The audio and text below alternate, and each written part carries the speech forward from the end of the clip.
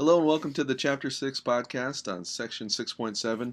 Today we're going to be talking about many electron atoms or elements that have more than one atom, so beyond the Bohr model. So what we find is that electron structure initially is very similar to hydrogen, but as we add more and more levels, things begin to get a little bit more complicated, but not in a non-logical way, hopefully. Because there are multiple electrons, the energies of the orbitals will change, and we can see that that there's some overlap between some of these quantum levels. So if you look up here, the figure on the right, notice how 4s begins before we actually finish filling in 3d, and you notice each box represents an orbital. So remember, s's were sphere orbitals, so there's only one orbital, one box to fill. Whereas remember when we talked about p orbitals, there were 3 p's, so that's why there's 3 boxes to fill, because there's 3 p orbitals, one in each orientation. And for d, remember there were 5. But notice that that there's this compartmentalization, and notice how there is overlap between these levels, especially as you get further and further away. And notice the differences between these 3D and 4S and some of these other ones. They start to get very, very close as you go further away. Kind of similar to what we saw with the atomic emission data way back when we were looking at hydrogen earlier in the chapter. For electrons, we do have to consider repulsions, because as you add more and more electrons, there's more and more repulsive properties. So they have to be arranged in a way that minimizes repulsions and maximizes attraction to the nucleus.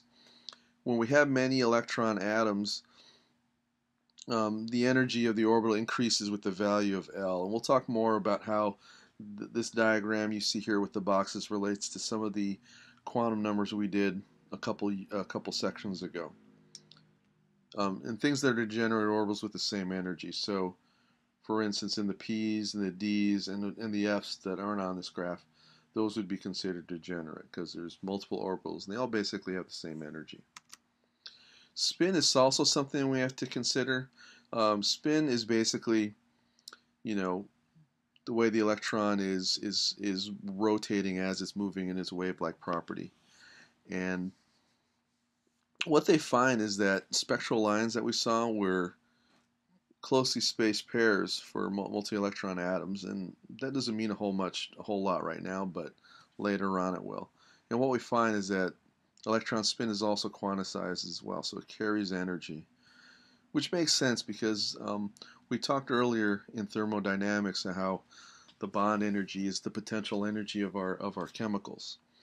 There are also quantum numbers to take into account spin, which is either a plus 1/2 or a minus 1/2, and this represents the direction of the spin. We have some that spin counterclockwise and others that spin clockwise. And this corresponds to some other things that we'll talk about as well. And because of the spin and because electrons have a charge, it does produce a magnetic field. To help us with these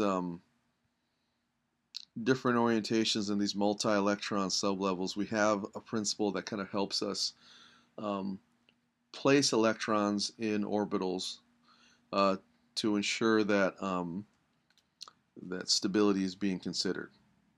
So, for instance, we have the Pauli exclusion principle.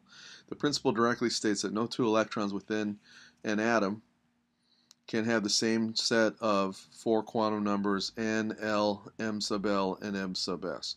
So in other words, if you have all of these numbers for an electron, only one electron can have all 4 of these numbers simultaneously. Now, if we only have 1 or 2 of these numbers, that could apply to many potential different electrons. But if you have all 4 numbers, then that's 1 electron and 1 electron only. An orbital can hold a maximum of 2 electrons, okay? And they must have equal and opposite spins. So if you think about the magnetic field thing, if you have one generating a field in one direction, spinning in one direction, and you have another one spinning in a field of an opposite charge, they can kind of counter each other and exist within the orbital without repulsing. And so the way we represent this with quantum numbers is that they'll have the same n, l, and m sub l, but their m sub s will be different. One would have a plus 1/2, the other one would have a negative 1/2. We represent this in arrow diagrams for electron configurations, which we'll talk more about later, by representing electrons in an up and down arrow, which is meant to represent their equal and opposite spins as well as their opposite fields of magnetism.